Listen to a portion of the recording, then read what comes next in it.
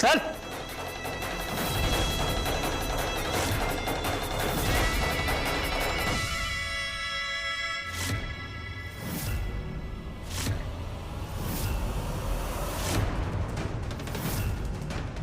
तू माझ्यासाठी देव आहे सर्व. लाडू दे ना. दादा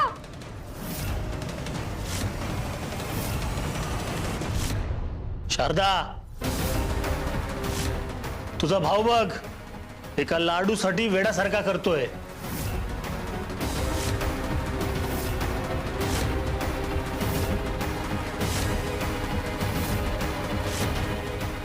अरे दादा माझी अवस्था वगैरे काय झाली. वेळ लागेल मला मला मला लाडू दे. चल चल. नको ना रे. वेळ लागेल मला मला वेळ लागेल. मी पाया पडतो. मला लाडू दे. लाडू दे. दादा अरे काय चाललंय? तू यांच्या समोर हात का जोडतोयस? आणि कसले लाडू? ए शारदा, तू मध्ये पडू नकोस. तुझा नाही जाय तू. चल. माझ्या डोळ्यांसमोर माझ्या दादाचा अपमान होतोय आणि मी शांत बसू? तू तू माझ्या दादाला जुगाराच्या नादाला लावलंस. गोड गोड बोलून त्याच्याकडून पैसे उकळतोय. ये वाटतील ते आरोप नाही करायचे. तोंड सांभाळून बोल. आणि हो, तुझा भाऊ काही दूधखोडा नाहीये. त्याला सगळ्या गोष्टीची समज आहे. उगाच त्याला मूर्ख समजू नकोस. तुला सांगू का त्याला काय वाटतं ते? त्याला असं वाटतं की तुझ्या घरच्यांना वाटतंय तो काहीच कामाचा नाहीये. हो, असं काही भरवू नका त्याच्या मनात.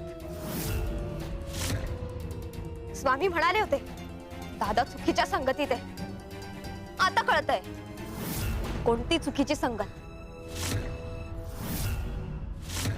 अहो, आपल्यामुळे याचं आयुष्य आता कुठे चांगलं चाललंय आणि दोष पण आमचाच. आम्ही तर बाई फक्त त्याला मदत केली. बरोबर बरोबर बरोबर बरोबर. या लोकांनी मला आधार दिलाय. जेव्हा बाबांनी घराच्या बाहेर काढलं ना तेव्हा यांनीच मला मदत केली. यांनीच पैसे दिले. यांनी तुला पैसे दिले? हो. कधी? आणि मी दिलेले पैसे कुठे? मला सांग दादा, असे किती पैसे हवेत तुला? शिवाय बाबांनी तुला पैसे दिले होते ते कुठे? हा, काय विचारते दादा मी? अरे कुठे आहेत ते पैसे? ए शारदा, मला जाब विचारायचं नाही. हा, जाब विचारत नाहीये दादा मी. अरे ते लोक तुझा गैरफायदा घेत आहेत. सापासारखे आहेत हे दोघं. अरे गोड बोलून तुझ्या मनात विष कालवताय दादा. ए शारदा, यांच्या विरोधात एक शब्द जरी बोललीस ना तर कानपाट पुढे. नरेश, किती काही झालं तरी लहान बहीण आहे तुझी ती. दादा आज या लोकांसाठी तू माझ्यावर हात उगारलास.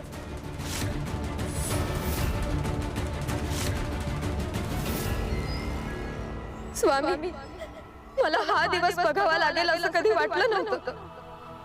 माझा दादा आमच्या कुटुंबापासून दूर जातोय की काय? स्वामी, आता याला परत घरी कशी नेऊ मी? आता तू समस्येच्या मुळापाशी पोहोचलीयस आणि समस्या मुळापासून नाहीशी कशी करायची हे तुझ्या पुढे आव्हान आहे. शिवशंकर शंभो.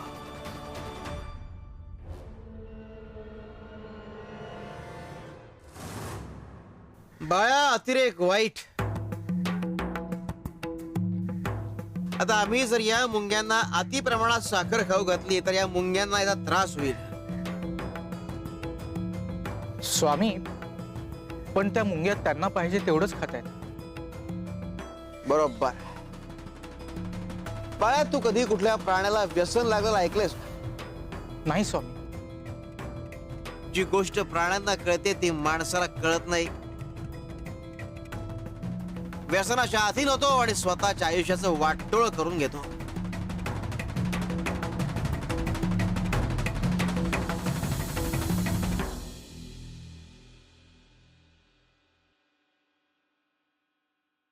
कपिलाताई, अहो किती गोड खाताय.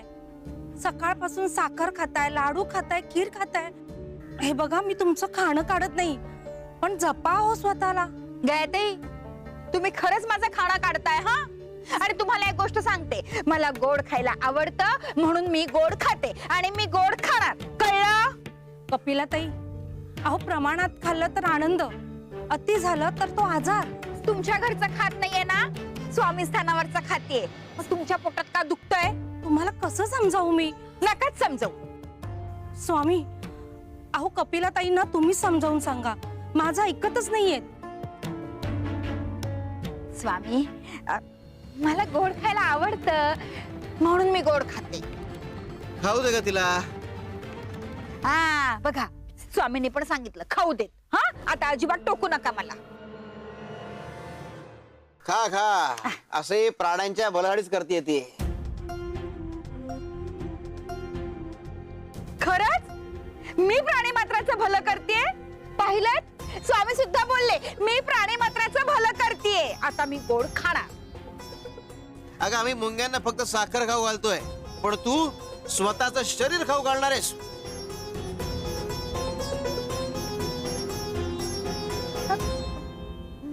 म्हणजे स्वामी, मला नाही कळलं.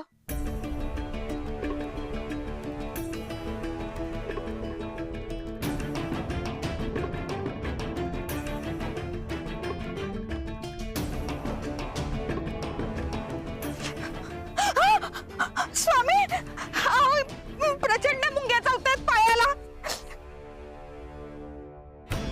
कपिलाताई, अहो काय होते तुम्हाला? मला तर तुमच्या पायावर कुठेच मुंग्या दिसत नाहीयेत.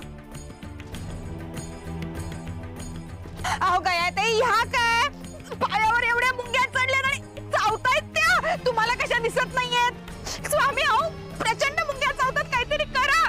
कपिले, तुला जाणीव करून देतोय पुढे काय होणार याची. हे बघ, मुंग्या चावतात, मुंग्या चावतात. मुंग्या वारोळ बनवणार आहे तुझ्या शरीरावर. वाचवा स्वामी.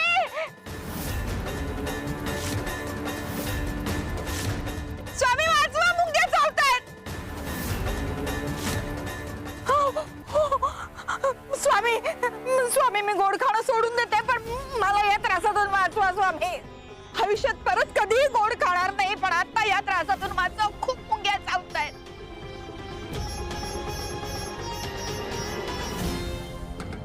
कपिले, तुला व्यसन लागलंय गोड खाण्याचं. कुठलंही व्यसन आहे वाईट, आणि प्रत्येक व्यसनाचा परिणाम हा वेदना असतो, आणि या मुंग्या त्या वेदनेचं प्रतीक आहे. अरे व्यसन करायचं तर भगवंताचं नामस्मरण करा, चिंतन करा. हो स्वामी, सगळं करते, पण आता या त्रासातून वाचवा मला. शिव शंकर शंभो.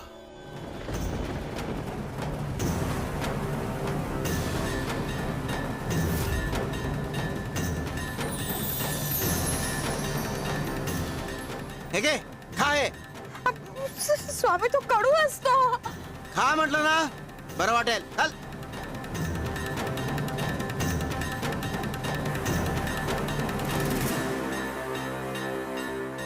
कडू आहे.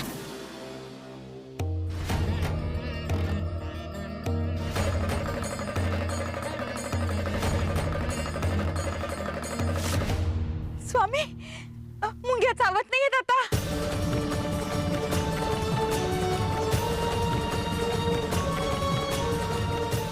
शारदे, कुठलंही व्यसन सरळ मार्गाने सुटत नाही. कडवटपणाचा आधार घ्यावाच लागतो. शिवारे शंकर नमामि शंकर शिव शंकर शंभो. हे गिरिजापती भवानी शंकर शिव शंकर शंभो. बाबा, बाबा कुठे आहेत? बाबा आले का घरी? बाबा मला सोडून जाऊ नका ना. येतील हा बाबा, तुला बरं व्हायचंय ना? हा, बाबांना भेटायचंय ना तुला? बरं व्हायचं हा लवकर, बाबा येतीलच. स्वामी, सावनीचा ताप उतरवा. तिची ही अवस्था नाही बघवते हो. आता तुम्हीच काहीतरी करा. मला वाटतं तो कुठेतरी व्यवसायासाठी गेला असेल, सोलापूर किंवा पंढरपूरकडे. आपण त्याला पैसे दिले नाहीत ना, म्हणून रागावून गेले आपल्यावर. हो, तू काळजी करू नकोस, शांत हो आधी. मी तुम्हा सगळ्यांना शेवटचं सांगतेय, माझ्या मुलीला जर काही झालं तर मी तुम्हा सगळ्यांना कधीच माफ करणार नाही. त्यांना परत घेऊन या.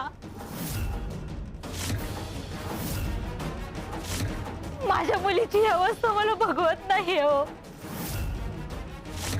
तुमच्या हट्टामुळे आणि तुमच्या चुकीच्या निर्णयामुळे हे सगळं झालेलं आहे. कृपया करून माझ्या नवऱ्याला परत आणा. हे बघा, याबद्दल आपण निर्णय घेऊ, पण सावनीची प्रकृती बरी होणं हे गरजेचं आहे.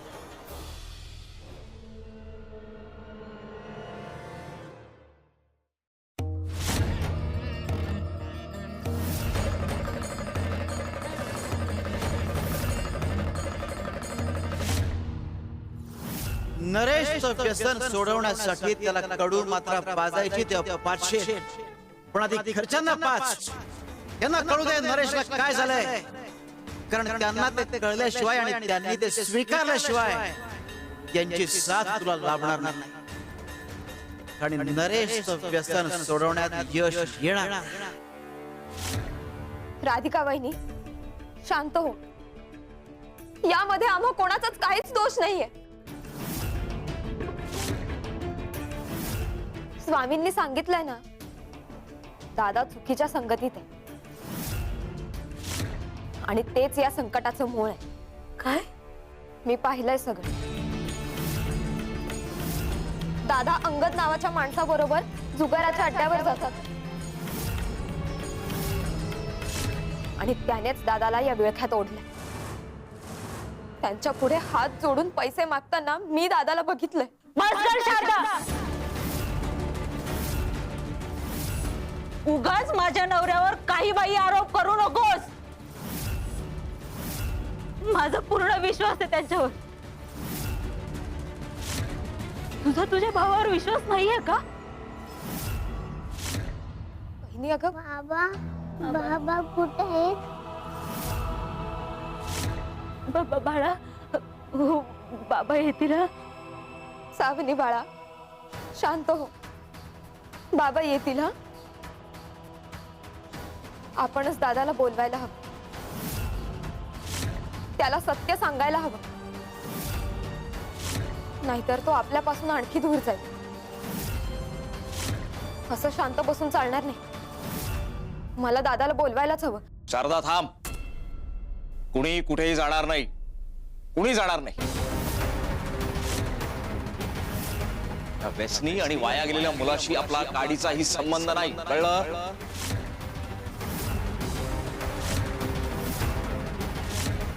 बाबा, अहो हे काय बोलताय तुम्ही?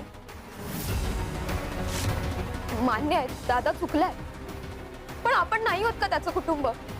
आपण नाही होत का त्याचा आधारबळ? आणि आपणच त्याला दूर केलं तर तो कायमचा संपेल. हो शारदा, ज्याला अक्कल नाहीये ना, त्याला अनुभवच शिकवतो. जाऊ दे बाय, गेला ना बाहेर. जेव्हा त्याला उमगेल ना, तेव्हा तो स्वतः परत येईल घरी. आणि तोवर उशीर झाला तर